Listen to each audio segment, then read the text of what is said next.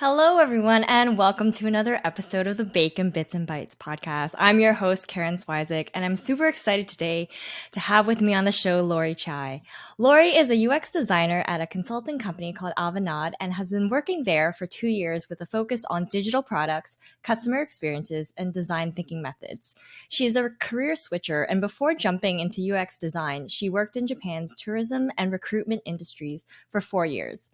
Lori's working abroad experience has made her passionate about learning about different cultures and striving for an inclusive workforce by bringing different backgrounds together. She is also the co-host of a podcast called Designer Sushi, where she and her friend Mika talk about their UX careers and spill all the tea about living in Japan. Welcome to the show, Lori. Thank you so much, Karen, for having me. And yeah, it's been so good to finally even talk to you in person because I still remember the time I reached out to you because you had your podcast, and at that time I was creating it as well. And now it's been launched, and so to be on a guest on your show, oh my god, it's definitely an honor. Yeah. Yeah, I'm so excited that we were able to make this happen because I know that there has been a lot of back and forth on LinkedIn and our schedules, they weren't working and then finally it clicked. So I do really appreciate your patience. And I'm also extra excited just because, after having, conversed with you on LinkedIn and just reading up on you, I noticed we do have several similarities. We both had a blog. We love to travel. We transitioned into tech, and then we each did a stint at collab, separate cohorts. So I'm really looking forward to talking about your experiences. So I guess what we could start off with is what made you decide to want to live and work abroad in Japan? If you can take us kind of through that journey. Okay, yeah. I've always wanted to work abroad, and just from when I was in university, I just saw many of my friends, they were foreign students there, and I was like, oh, that's so cool. I want to live in a different country, and I got jealous of them. I was like, it's not fair. Why can't I do it? And after I graduated, I was like, you know what? I'm totally going to do it. I'm just going to make that. And I was in a comfortable job too. So it was, I had this deciding oh, should I stay and grow my career? Cause I was in a pretty good job, or should I just quit and just make that risk? And then I was thinking, you know what? I think, yeah, I'm just going to do it. So I did. So Nike. Yeah, right? It literally Nike's my go-to for everything. So then once I chose Japan because it was different, and I heard the visa process wasn't that hard too for Canadians. I thought the work culture would be different. So my goal was definitely just to I literally wanted to work there. I'd never wanted to be a extended tourist and just travel. I literally wanted to experience what is this work culture like. And also Japan had a really gets a positive impression in the media, and I'm it's too good to be true. Let me find what are some of the bad things about Japan? And yes, I did find a lot of bad things about Japan if you want to know about them.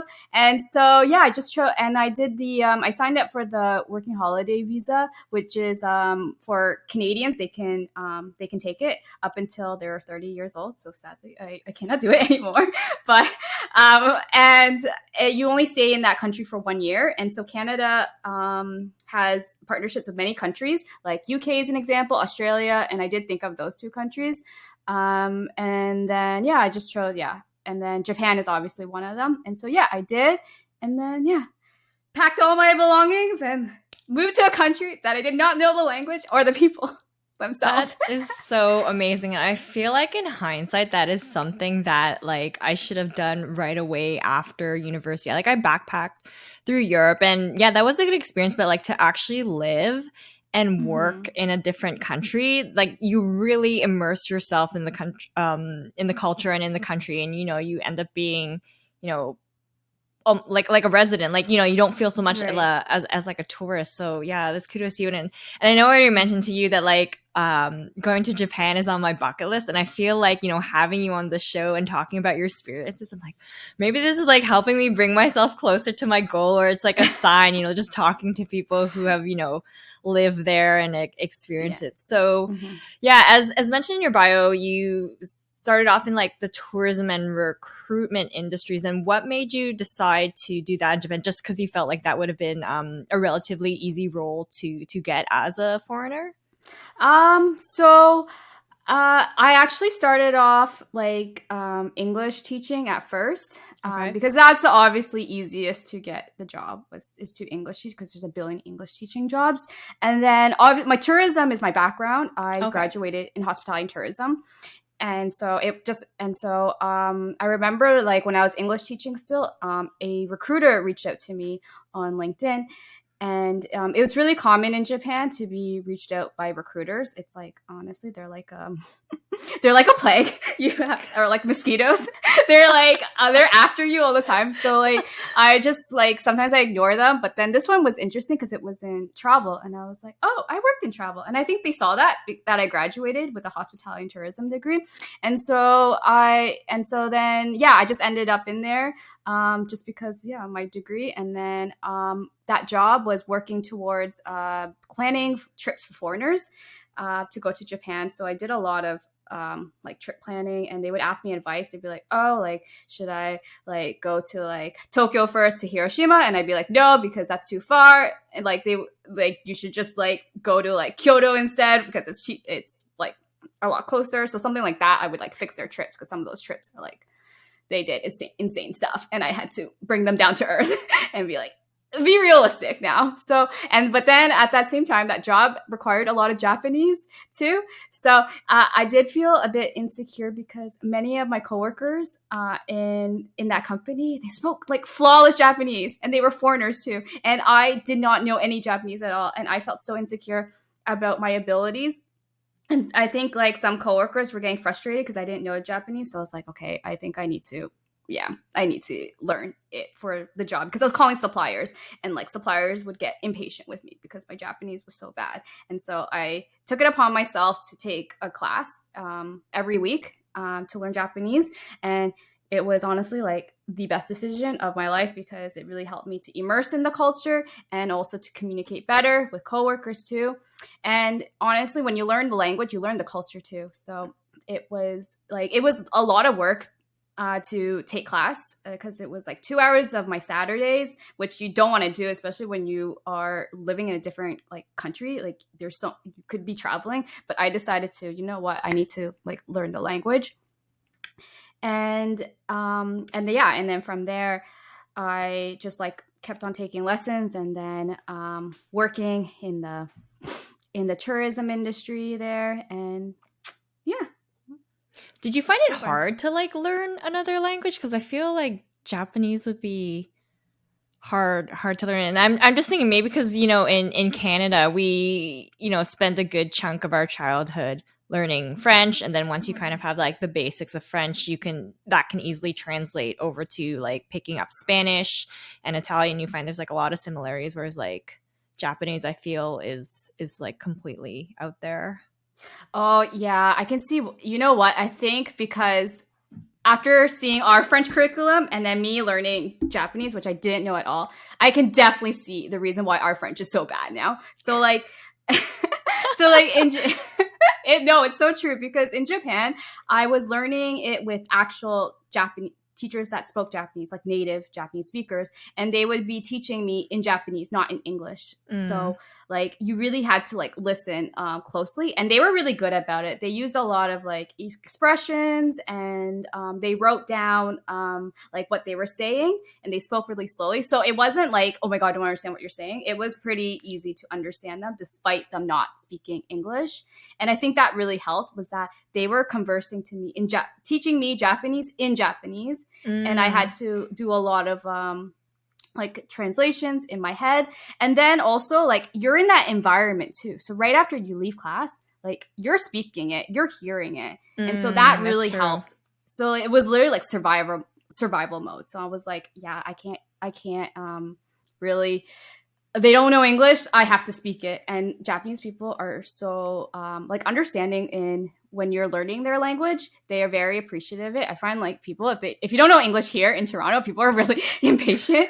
But but in Japan, they were they were very, very willing to help. And I like forced myself to not use English a lot. So like I know in like Tokyo, for example, they have menus in English, but I would force myself not to ask for the English menu. Like I literally took the time to read the menu in Japanese, because I'm like, okay, in the future there will not have an English menu, so I have to be prepared for that. So I literally did that. Or if I was like on like the subway and I saw signs, I forced myself to read the signs. I'd be like, oh, it's that, like literally like that. I did a lot of like observing, and I did a lot of eavesdropping on people's conversations too. So I think when you're immersed in that language, your level goes up, because I never even thought like I would like be able to speak Japanese. I was actually shocked at myself. I was like, wow, you really, like when you're in a different environment, you're really doing it for survival, and you're learning just like it goes up. It's insane. And I think in like when we learned French here in Canada, like we were just so used to the English. Like French teachers would teach us in English,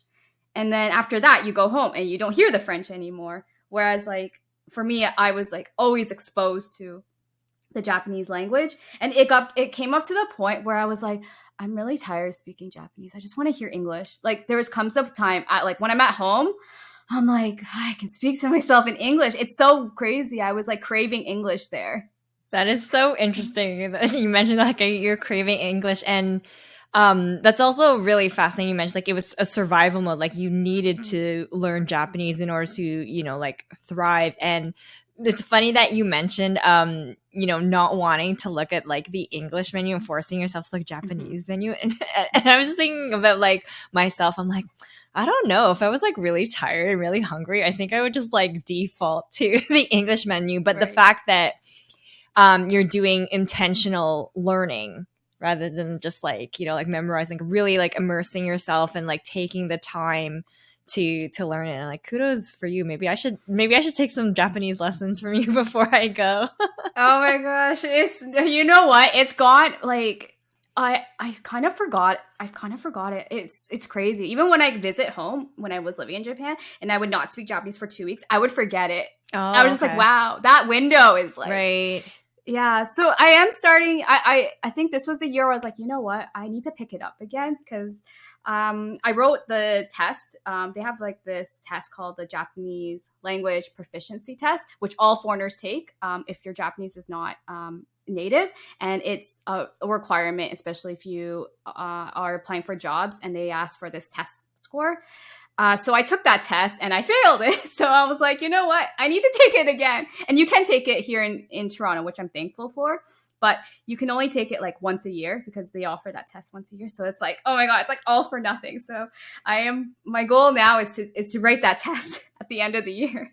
All right. Awesome. That's an awesome goal. Mm-hmm. So I'd like to also now transition over to you. What made you decide to transition over to UX design? Yeah, so it's funny, this memory of mine when transiting, it's getting blurry each time. Because I think the more I work, the more I was like, oh right, I used to be this, yeah. Yeah, I used to be this. Yeah, it's getting blurry. But I think I've heard of UX like when I was studying at Ryerson, and then I was curious about it, but I kind of like backlogged that idea for now. I was like, this seems like a outreach goal. Like I'll never like be able to get it, like do this. So, and then it came back to me again when I was working in Japan, and I met a lot of foreigners there that were working in tech, like specifically software engineering, and they were working at really great companies like Google, for example, and Microsoft. And I was like, man, I'm so jealous, because these like foreigners, their Japanese level wasn't that great. Like they didn't need it to speak it. They could speak English in these jobs, and the pay was like pretty good too, because I was like dirt poor in Japan. So that was like my motivation. I was like, why am I learning Japanese and I'm dirt poor? And there's jobs out there in that where you don't have to speak Japanese, because because in Japan, like you really need to know Japanese in order to have like to have more chances to get a job. Because if you don't know Japanese, you're stuck with many like not really great opportunities, for example. So that's when I was like, hey, you know what? I'm going to try and transition to tech in Tokyo specifically. And so I was while I was working, like working a lot, like overtime, and then on the weekends during my own time, I was like studying, like okay, like how do I transition into tech? And so I would join a lot of meetup groups. That was specifically for software engineering because I met foreigners that did software engineering then.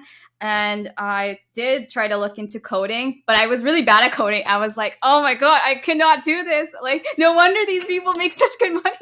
So, so I was like, okay, I need to find another job that didn't require like coding knowledge. And then I was like, oh wait, there's UX because I remember hearing about it back when I was like at Ryerson, and I was researching about it, and then I was like, okay. So I did take a few classes in Japan, in UX, but they weren't like boot camps. They were just like free classes, and then I was like, okay, wow, like I could totally do this. And then I think yeah, that was during the pandemic that time. Like the pandemic was picking up. That was during like in 2020.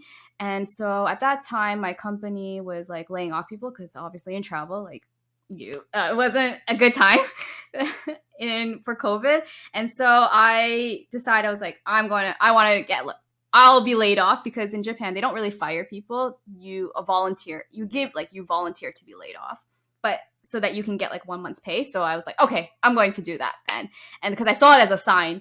And then I was like, okay, what should I do? Should I like study UX here in Japan or should I like go back home? And then at that time, I noticed that it wasn't mature enough, like the UX design industry.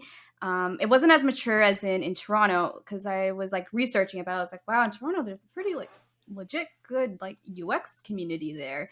And I was like, oh, but then do I have to go back? And I was like debating. I was like, oh, I have to go back. And I didn't want to go back because I was super scared to go back home because I lived there for like 4 years and I was already super comfortable with my life in Japan. I was like, oh, and then I have to start over. So I was like, really, it was definitely a debating.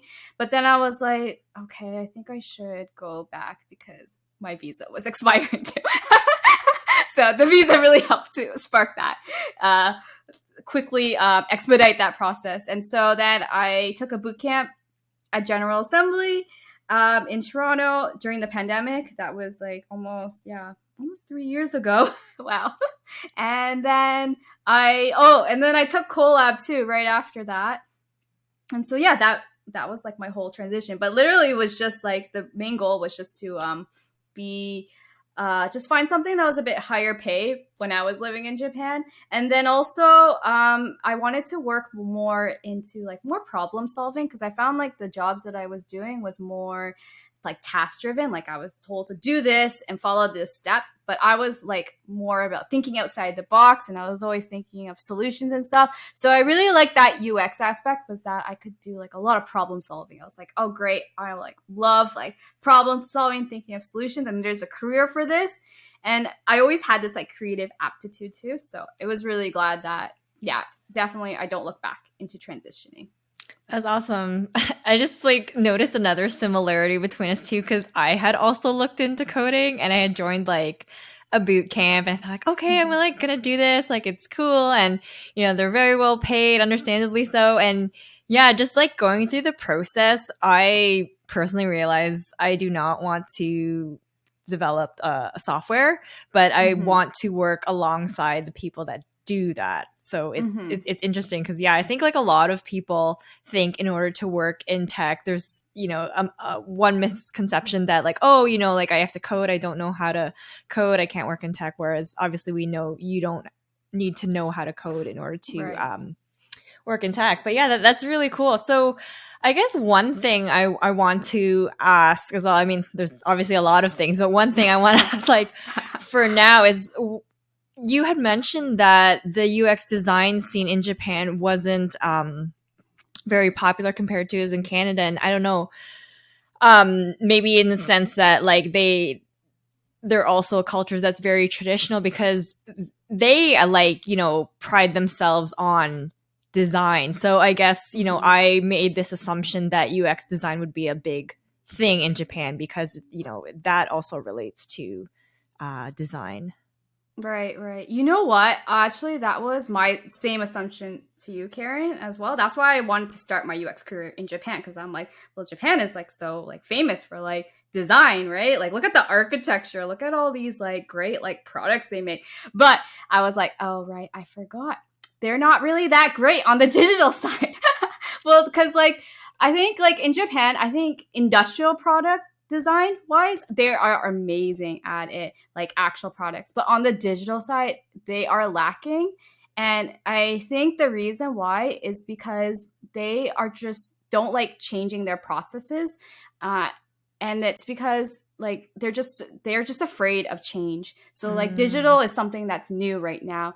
And in Japan, they're so comfortable with what they are used to. So like for example, like I know that like I had to use a fax machine in Japan, and I like never knew how to use a fax machine. I actually Googled how to use it. I was like, oh, I don't know what this is. And then I see something printing and coming out, and I'm just like, oh my god. And you know what's weird is that it's not even like safe, the fax machine, because there were like that's one thing I thought. I was like, oh, maybe because it's safer, but actually it's not safe, because when you print and it runs out of ink and you refill the ink, it just reprints the information. I'm like, okay, this doesn't like.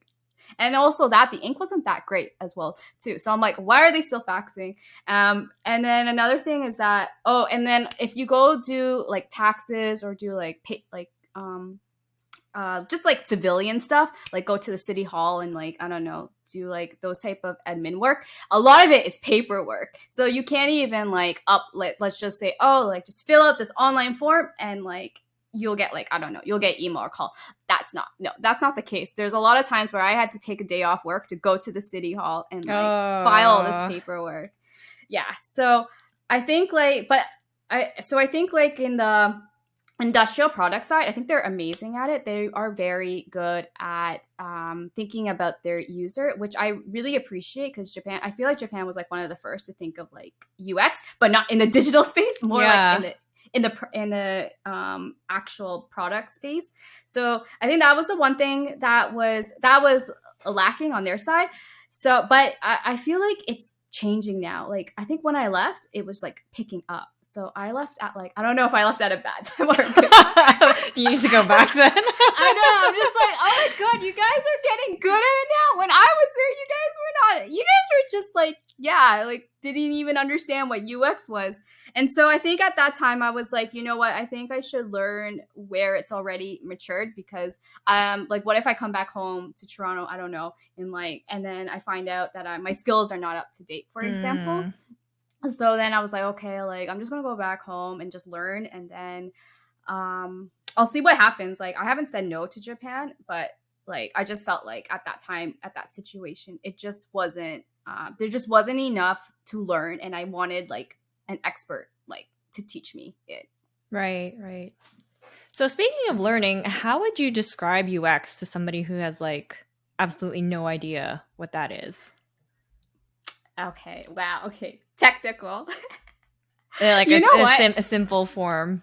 It's a simple form. No, you know what? It's funny because I still don't know how to describe this to people, even to non-tech people, even to my parents. I don't know how. So in like a simple form, to my parents' language, I say, "Oh, I design apps," like that. Okay, fair enough.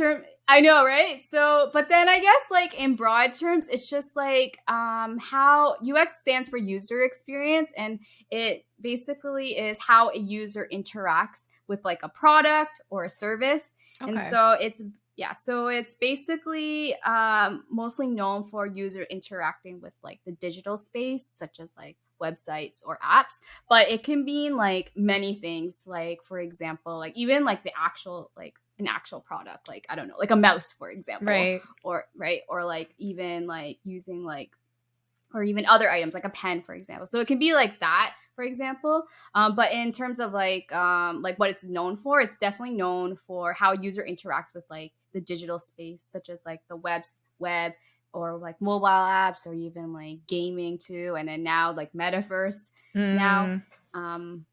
But yeah, it's very broad, and it's a completely new industry. So it's definitely there'll definitely be more terms in how UX is Yeah. related to those. Oh my gosh, when you're talking about how you are trying to describe what you do to your parents, I kind of feel the same way as like a product manager because it's like Yeah. not one specific thing. It's like I do a whole bunch of things. So I think what I told them to like generalize, like I help developers build apps. Like I don't actually build Right. it, but kind of, give the blueprints for it. And it's just funny, like thinking about my career, my own career path, I'm like, why am I always taking these jobs that like are so hard to explain to people what I do? Oh, I wouldn't even know how to explain product manager too, because to be honest, when I started UX, I didn't even know what a product manager was. I I thought was it was a like, project manager at first. right, yeah. Like I remember like when I was studying at General Assembly, we were talking about product managers, like, wait, who are they? What do they do? Who is this people? I've never heard of them before. So Yeah. like yeah, so yeah, I can't even imagine how you describe it to like I still find, people. yeah, I still Yeah. find it's hard. It's almost as if like I'm like in the middle of a Venn diagram, like business and like technology and user experience. Like I'm kind of like I like to think I'm like in the middle of that, but I'm sure like you'll run across like several different definitions. But yeah, speaking of our roles as like product manager and UX designer, I'd like to talk about collab. So how did you come across collab? Is it? Oh, okay. So you know what? Collab at that time, like I think that was almost like 3 years ago that they kind of started. Um, but it was like a very unknown community at that time. I saw like a invitation on Slack. They were like, "Hey, like we're having this community, and we're looking for designers and developers and product managers in just like creating like products and stuff. So we're just like looking for this type of community." And I just finished my boot camp at that time, and I was like, I don't even know what a product manager is, and I never worked with a developer, so I feel like this might be a good community. So I can learn more, because actually like sometimes in boot camps you're just working just solely on your craft, like you don't even know like what the other side of tech does. And I Yeah. felt like this would be a good opportunity. And so I filled out like this form, and then after that they had like a Slack channel, and I think it wasn't even called collab at that time. It was called like, it was super like meta. It was like, I was just like, oh my god, what did I sign up for? This sounds super sketch. But you're like, just do it. I know, right? Because it was like on Slack, and there was nothing off official. It was just like, I just treated it like an online community, because in that was during the pandemic, and during the pandemic we are all like lonely, and we're all like craving like Yeah. like bonding community stuff. So I just treated it like that, another online community that was doing something like fun, and I was like, okay, well, if anything, I wouldn't like, it doesn't hurt. I mean, I'm unemployed and it's the pandemic. Like, there's nothing to lose. And then yeah, so then at that time I think Shifumi had a course, because I heard everyone taking his course, and I was like, there's a course. I'm like, do I have to pay for this? So I think he was having a course at that time. And then we all got paired up with people like we all got paired up in our own like pod. Like they created a pod, and they all and that the people that was taking Shifumi's course were the product manager, and then the designers and developers. They were all like, we were all doing this like pro bono. But then I got assigned to work on collab, because I was working with Helen and Shifumi that time. They're like, yeah, you're going to help us make the collab brand, but it wasn't even called collab at that time. It was like, so yeah, I think it's like Community X. So then I was like, oh, Oh. okay, yeah. Okay, yeah. So like I remember like when I was with like working with Shifumi and Helen, like the ideas that they had it was all like blue sky. So like, to be honest, it was like, oh my god, is this like I was thinking like, is this actually going to happen? Because it all seemed like too good to be true. So like to Right. see all these to see their brand become collab right now, I was like, oh wow. And I still remember some of like the features that they initially wanted when I was there, like they still have it on their website, and I was like, wow, they actually were building off of that, like when we were like ideating and stuff. So it's really amazing, their journey. And to be honest, like I'm not surprised, even though I said, wow, like is this going to happen?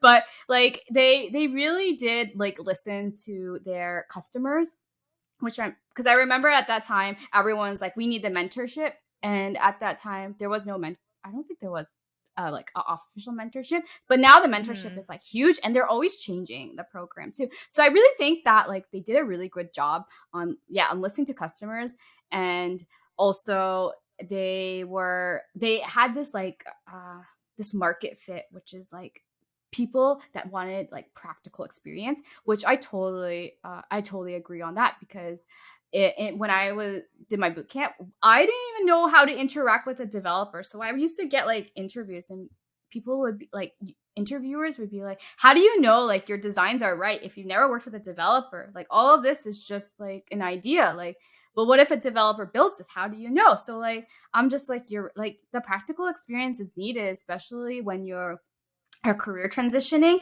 It just makes you a bit more credible compared to like if you just have like a certificate, because that's what tech is. Tech, you really have to apply the skills. You can't like study it and then like work on the job.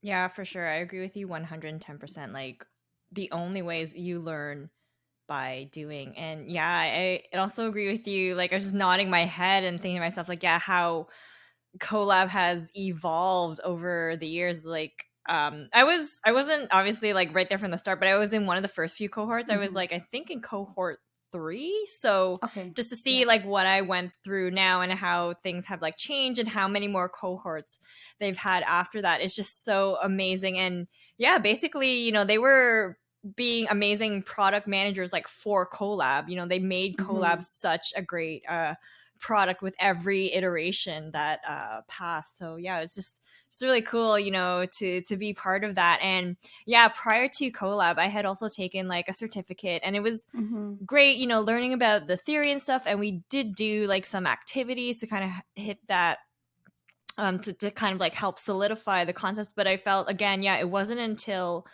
um being part of collab, like working with a couple of developers and working with a designer, I'm like, okay, yeah, this makes sense. Like it kind of felt Hmm. like, it was work in the sense you were like running into issues and like, okay, we Hmm. have like a deadline, we need to like work together. So yeah, being able to like speak about that in job interviews afterwards, I felt it made such a huge difference compared to, just having that certificate for sure. Right. And I can imagine like product managers too. I'm like, how do you like study product management and then like, because it's such a hands-on role compared to as a designer. At least I could back it up with like my portfolio, but with a product manager I was like, oh, it's all like It's soft. magic. It's soft skills though. Like how like it's is there like an exam that you can take and then you're like, okay, like you are off officially a product manager or Yeah, something yeah, like that. it's so nebulous.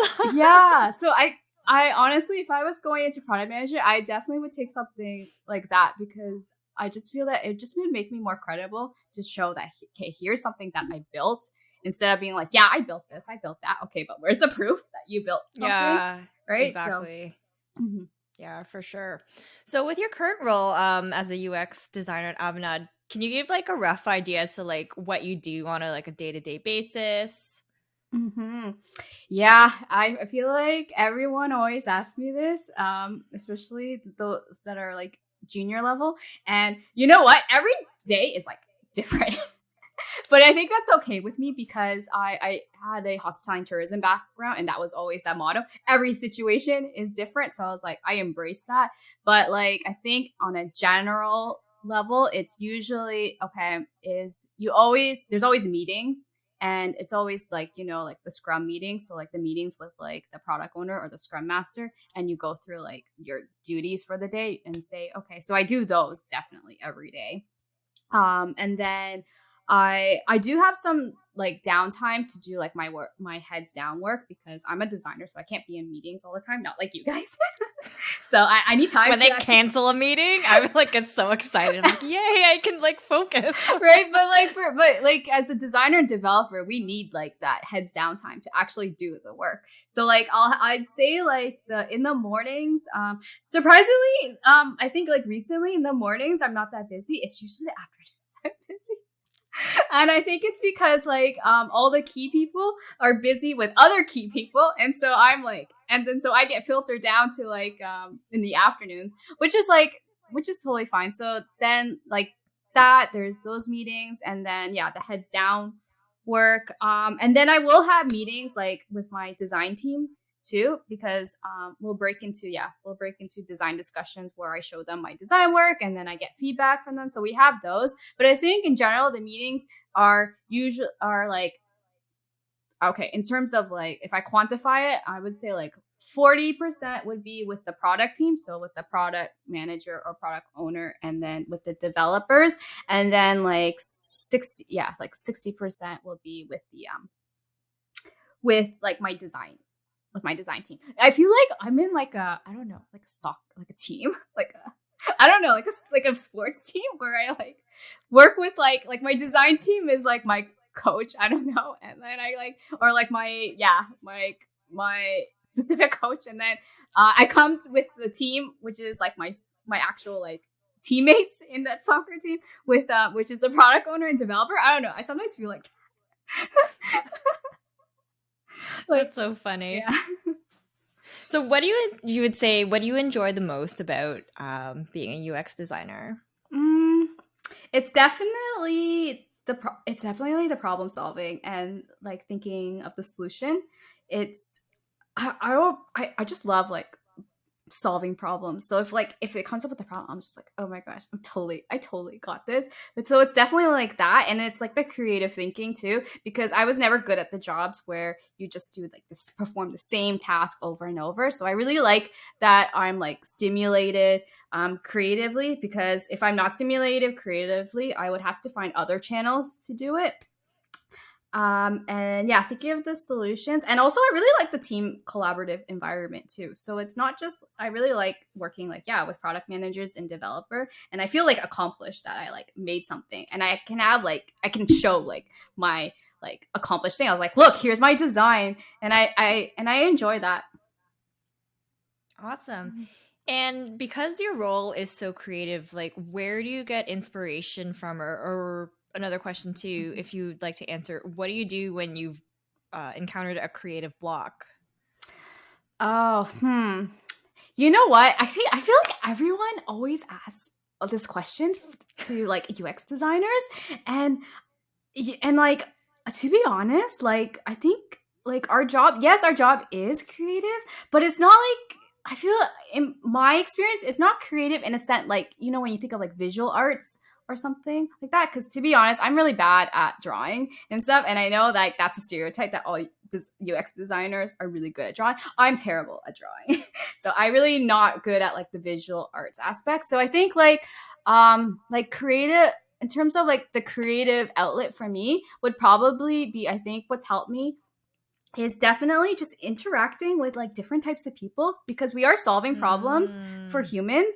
And so like the more that I interact with different types of people, the more I'm like, oh, I know someone that encountered this problem. It's like, oh, I know this person that like did this. Mm. So I feel like that really helped me, and I'm like more extroverted too, so like I like to put myself out there in front of people. But I really feel like interacting with people has really helped me, because sometimes there would be like um, problems where like I have never really encountered personally, but then if I know someone that did, then I would think of like, oh, okay, how did this person like deal with this problem? So honestly, I really feel like just like going out there and talking to the people that you design for, literally, like I think it's helped. And it's not even like for my job, I literally just like, I don't know, just hang out with different types of people in my personal life, and I just ask questions, and then from there I get a different perspective of the world. So I feel like yeah, that's like more my my inspiration rather than like the visual art aspect of it. Yeah, Mhm. no, that's Mhm. really interesting. Thank you for sharing that. And um that's something I've done too, like lately, because I like talking with different types of people, because I find you know, when you're younger, you kind of run with people in the very like similar circles to you. It's like, oh, because you like happen to like live to in the same area, you went to the same Right. like high school and stuff. So I found like we were very similar and like in that sense. And then like when I went to university, just meeting different people from different walks of life, and then also like having different jobs too. Yeah, I definitely agree with you. Like it just opens your mind, and getting a lot of different perspective like helps with ideas and such. So yeah, that's really fascinating that you mentioned that. So since we are on a podcast, and I mentioned that you also have a podcast, Designer Sushi, I would like for you to share with the listeners and viewers out there, whoever watches the YouTube link, how did you start the podcast? Like, what made you decide to start a podcast?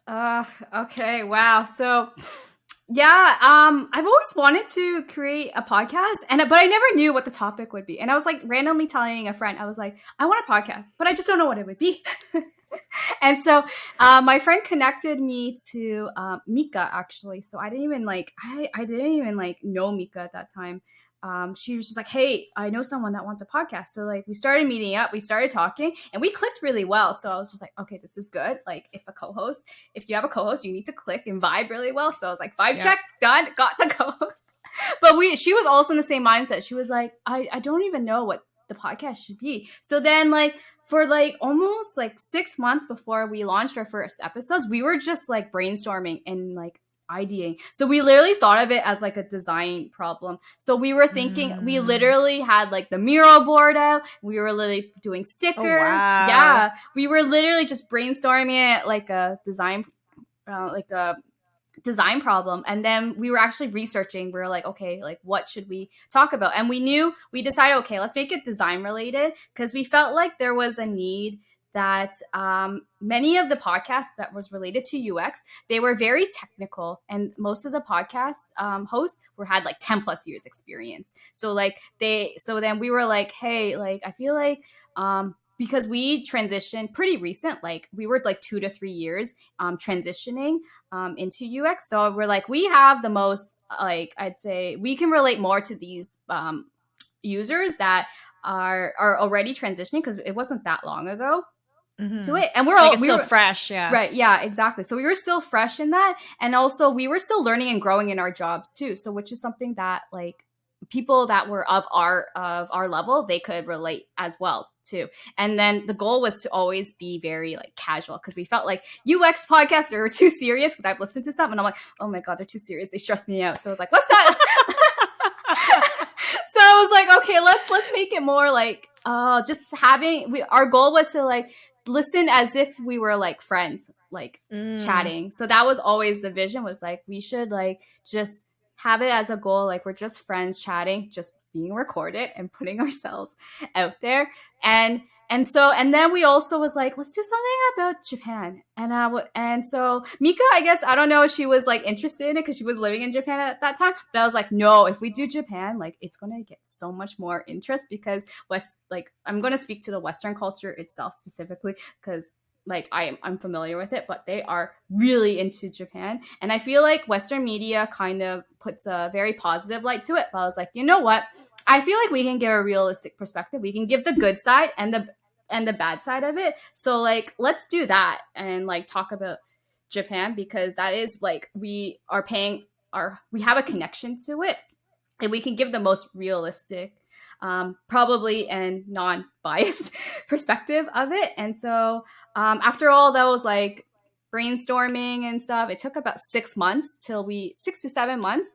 And we actually took a 1 month off between those months because I had COVID, and also we were just getting tired of meeting up because it was really late, like the time difference. So we're like, let's just take a break and like let our creative juice like refresh. And so then we launched actually in June of last year, and now we have 4 episodes out. Yay. Yeah, and I would just wanted to say, yeah, I connected with you first, Karen, because I knew you had a podcast, because I was like, I listened to you before even I connected with you on LinkedIn, and I was like, I'm a newbie podcaster. Do you have any like advice? And I think it's helped a lot actually. So you said about staying consistent, and I think we were consistent, and then after that we kind of haven't been that consistent.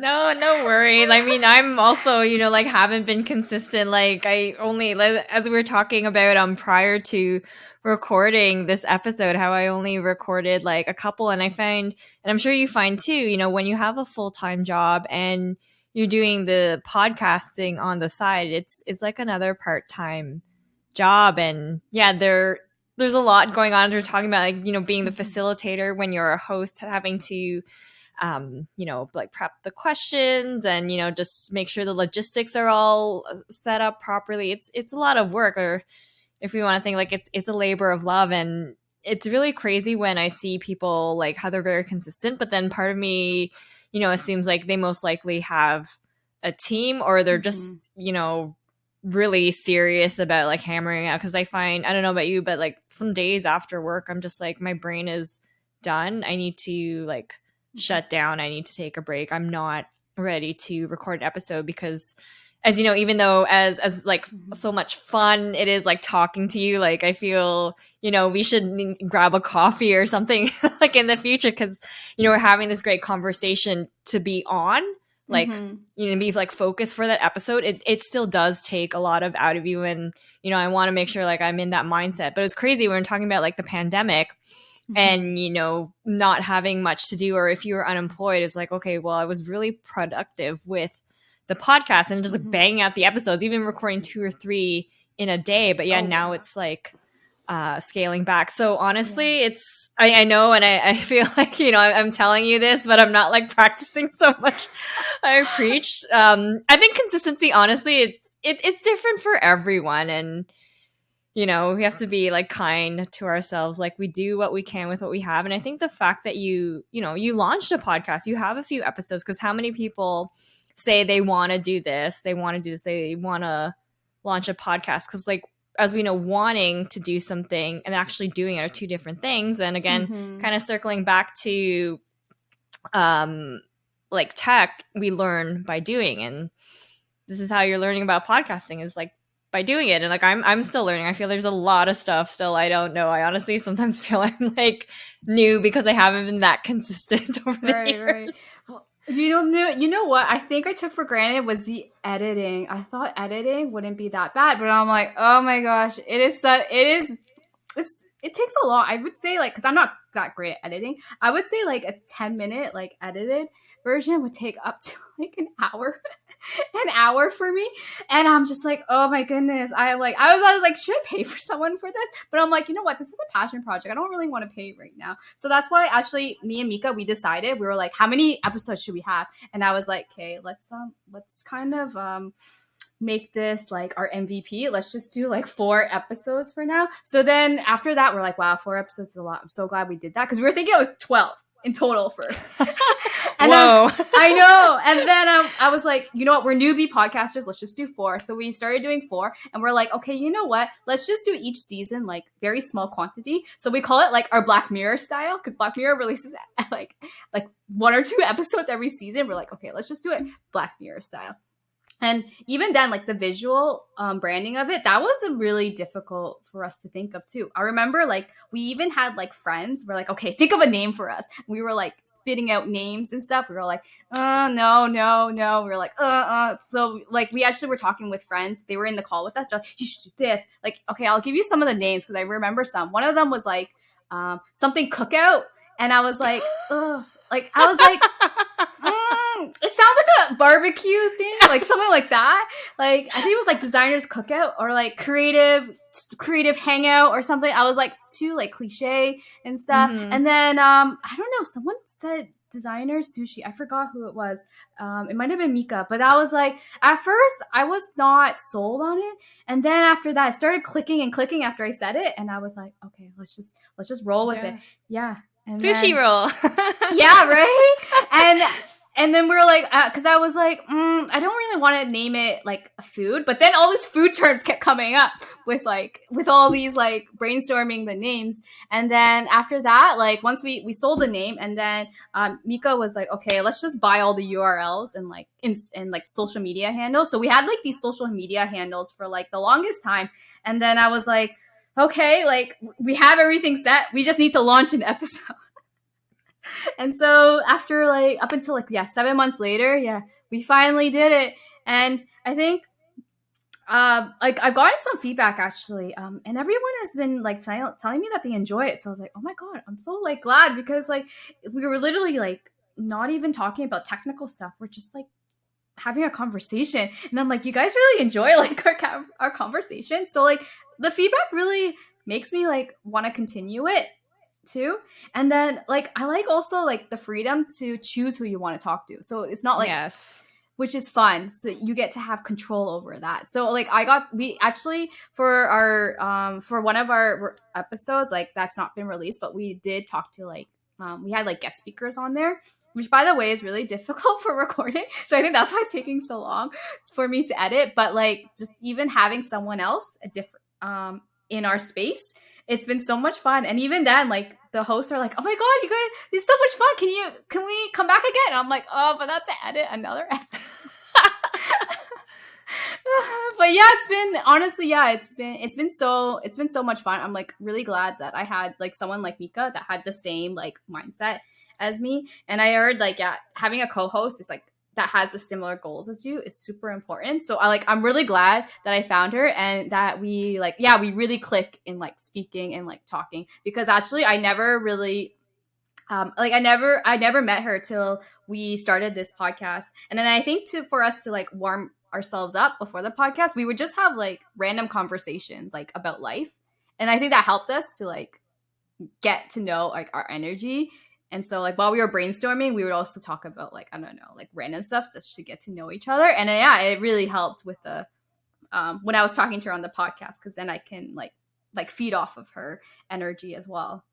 Yeah, I've been really enjoying like listening to what you guys have put out so far. So I'm looking forward to future episodes. Yeah, it just sounds like so much fun, and I find myself like also laughing when you guys laugh. Oh my god, that makes me so happy. Yeah, no, like thanks. No, honestly, like just getting your advice, Karen, has been helpful so much, because I didn't even know where to start in getting a podcast. So even like having your feedback, it was super helpful. And I don't even consider myself a podcaster. I'm like, I still ask myself, like, am I a podcaster? Even my friends are like, oh my god, you're a podcaster? I was like, oh my god, I don't even consider myself.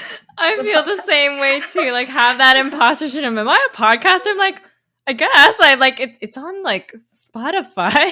I mean, you have like a lot more episodes. So like thank you. But it's just so funny because again, I guess like you're always comparing yourself to somebody else sometimes, rather than like, you know, your previous self. And I was having a conversation with somebody else saying, oh, you know, I only have whatever 40 plus episodes, and like I've been trying to reach this goal of hitting 50, even though it's just an arbitrary number. I want to hit that goal. And then the person actually, it was my husband. He was like, the fact that we've put out that many episodes, that's quite a bit. I'm like, no, well, you know, like Joe Rogan and Lex Fridman, they have like whatever in the hundreds or like reach 1,000. But I'm like, of course, why am I comparing myself to those guys, right? So yeah, no, we are podcasters. I think we need to say we are podcasters. Okay, that's good. So if I get invited to any podcast event, like hit me up. yeah, there you go. Awesome. All right, so before we do the closing, and thank you so much for being my guinea pig, because since this is the beginning of a new season, I wanted to try something different. Doing more of what you call it. I thought it was a lightning round, but when I was looking it up, it's more of like this or that. So basically, I give you two options, and you pick the first one that comes to mind. Okay.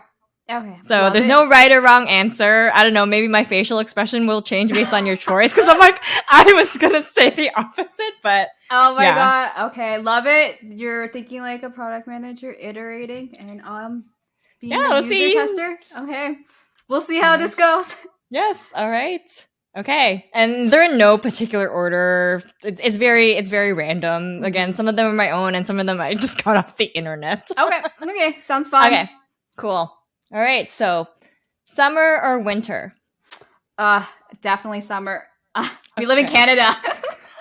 I'm so over winter. The moment it's in November, I'm like, I have a lot to. I have to prepare myself to be with winter for 8 months. So funny. Physical book or ebook? I prefer physical book. I don't know. I just find like it's easier to. I just like the. I just find it's easier to concentrate with it. I don't know. Maybe because the screen is like the barrier. But yeah, I Mm. prefer the physical book. I tried reading on like on my phone or with a tablet, and I just got so distracted with like the apps. And so I'm like, no distractions. Has a physical book. Okay. Audio podcast or video podcast? I like audio podcasts more, A, because I'm biased because I don't I don't have a video podcast, but also it's just more convenient to listen to like if I'm in I don't know, if I'm like cooking or cleaning, I just have a podcast. So I just like the convenience of it. And I like the mystery of like trying to picture of like the person of the voice that matches Mm. like their face. So yeah, I just like the mystery of it. Okay. TV shows or movies?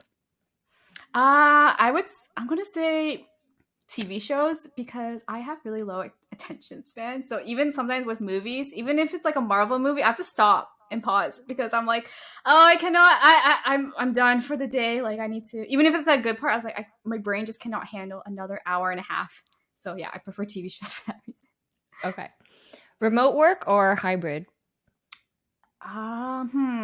Okay, it depends. If hybrid defines as like 3 days a week, maybe that's a bit too much. But if it's hybrid 1 day a week, I don't mind actually. And I've been going to the office like 1 day a week because there is something magical when you meet coworkers. I don't know. It's just something you're just able to like think of ideas more, which is like compared to remote. And I don't even know the reason why that is. But like if I hang out with coworkers, I just find like I have better ideas more than in remote. I feel like honestly, it's just too many like things going information on computers. I feel like that's the reason why. Mm. Okay. Pizza or tacos? Pizza. All right, Okay. can eat pizza every day. Harry Potter or Lord of the Rings? Oh, definitely Harry Potter. I cannot understand Lord of the Rings. Like Harry Potter's easy to digest. I'm with you on that. Travel to a new place or return to the same place annually? Okay, you know what? I'm in a debate at this because I was always someone that never traveled to the same place, but I'm fine. I'm like, because I'm going back to Japan this year, and I was like, why am I Mm. going back when I lived here? But I'm like, you know what? Like, I feel like if you travel to the same place annually, I feel like you'll get to know the place more. So it depends, I think. But I think now I'm really enjoying like traveling annually, the same place Okay. annual. Batman or Superman? I don't know. I don't know if I like both. You have to choose one. Is it? Okay. This is hard because I was never really into those two. Because I liked Spider-Man more, but Oh. I will say, okay, I'm gonna say Batman because I did like the Dark Knight series with Christian Bale more. Mm. So I'll choose that. But yeah, it's only because I had to choose. Okay. PC or Mac? I'm gonna. You know what? I used to be PC for the longest time, and then because work, they just gave me a Mac because I guess designers just work well with Macs. But I'm going to say, you know what? I'm going to say PC because I really like that some PCs they can touch screen, and Macs they still are not touch screen, which I think is lacking. So yeah, Okay. PC. Well then, what about Android or iOS? I like iOS more. I think I used to actually start off with the Android, but it got too confusing for me. Okay. Yeah. So iOS definitely, yeah. Calls or texts? I like texting more. I am actually a long texter and people get annoyed at me for that. Stay in or go out? Okay, I'm gonna go by my current situation because I feel like in the past I was definitely going out, but I feel like now these days I stay in more often. I don't know why. I feel like because of the pandemic and like rising costs. I feel like Mm, it's getting expensive to go out. So yeah, I prefer to yeah, stay in. Yeah. definitely. Okay. So again, this is one of those, it's kind of, I guess, maybe similar to Batman or Superman. If you had to choose Yeah. Backstreet Boys or NSYNC. I love JT, but I'm gonna choose Backstreet Boys on this because they just have really good songs for karaoke. Okay. All right. Beach or mountains? This is so hard. I always get asked this question, especially in Japan because they have both beaches and Right. mountains. This is so. Oh my gosh, this is so. Oh, I thought by doing this or that it would be easier because it's just one or the other. I know, but the beach or mountain one, because I absolutely love both of them. But okay, I'm gonna choose mountains because the view is always different. With beaches, I feel like while it is very nice, the view will always be the same. The ocean. Okay. There. All right. Just a couple more. Yeah. So sashimi or sushi? Definitely sashimi because I like to taste the fish. Okay. And, yeah. And last one. This was just based on a conversation at work earlier today. GIF or GIF? I say GIF. Okay. But I've gone people will be like it's GIF and I'm like, oh, okay. So I switched then because I always get corrected. Yeah, I think I switched too. I'm like, it depends who I'm talking to. Yeah, so I'm like, oh, I don't even know now. But I think without thinking, I always say GIF. Yeah. I don't know. I say GIF too, and I think of like the peanut butter too, like GIF. Right. Yeah. I just think like I don't know. I think if I was like subconsciously thinking, it would just be like GIF because comes out of my head, and I don't know why. Okay. And that is all. Thank you for playing. It's fun. Should do it more often. Yeah, I think I will. I think it'll be a recurring segment of the podcast episode. All right. So in closing, what advice would you give to others who are looking to break into tech as a UX designer? Yeah. That's a really good question. And I think I'm trying to think of like what I would say to myself when I was transitioning to, but I think I think the number one advice I would be is that I would give is to definitely I feel like it doesn't really matter what education you choose. Like if you choose a boot camp or if you do self-study, I really don't think like the education really matters to like being a good designer. I think what definitely matters is that when you're learning is to always like just keep practicing because like tech like we've said it before, like tech is literally like practical experience. So like yes, you can read about it, you can like take a course on it, but in the end you got to get yourself out there and just practice it. So like even then like if you don't have a job, for instance, that's totally fine because like I didn't start off with a job when after I graduated with my boot camp. Like what I mean by practice is like, so for example, like for example, I'm not really good with like visual design, and in my boot camp we never learned it. Like we never really went straight into it. So like what I did to practice was that I was looking at like some of like the apps that we know, like Airbnb and Uber, for example, and I would just practice it on Figma, for example, just to practice like my UI skills. So like something like that, like you always have to keep practicing the craft because in the end, like it's definitely like your portfolio is the one that matters the most. So just be aware, like it matter like the type of education that you choose. I mean, like my friend in co-host Mika, she did a self-study and now she's like a UX lead. So it really doesn't matter. It's just always just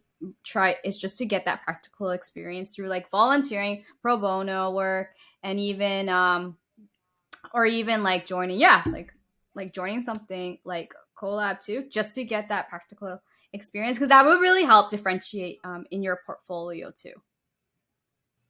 Amazing. Thank you so much for that really great advice. I'm sure a lot of people will find that valuable. So if people wanted to get in touch with you and learn more about yourself and your podcast, where can they find you? Okay, yes. So I'm just going to look and make sure because my social media handles are correct. Clearly, I haven't updated our podcast yet. But we're on Instagram, called designer.sushi.